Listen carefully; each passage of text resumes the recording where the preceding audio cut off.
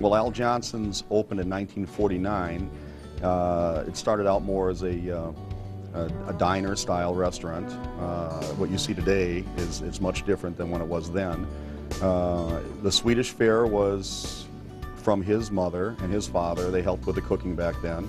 It ran pretty steady from 1949 till about 1960s is when they started bringing in some of the Swedish girls from overseas. A lot of them were their relatives that would come over here and work. And they started a new design that changed with the modern buildings were different then. And then in 1972, 1973, they made the whole building in Norway a log shell, disassembled it, reassembled it over here around the existing restaurant. Never closing a day. It took place in between 73 and 74, and the grass went up on the roof, of course, and then the goats came shortly after that. Well, the food has not changed a whole lot since my dad started in '49 again, and his mother came up with a recipe for the pancakes, the meatballs, the limpa bread we serve, the fruit soup, the beets, the herring. Those are the Swedish staple items. And it's fairly Americanized after that. We cut all our own steaks, we cut all our own rounds, and grind all our hamburger here.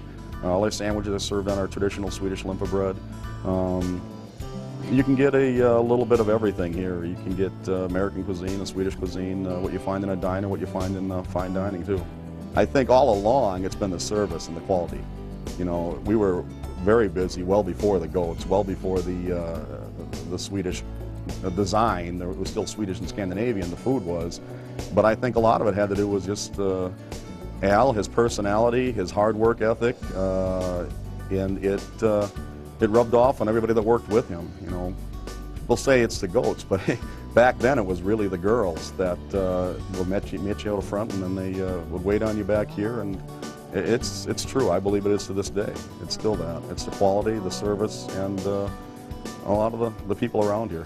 I would say a good 95 to 98% of the people that visit Door County come here once, and I'd say we get about 95 to 98% of those, if not 100%, back again.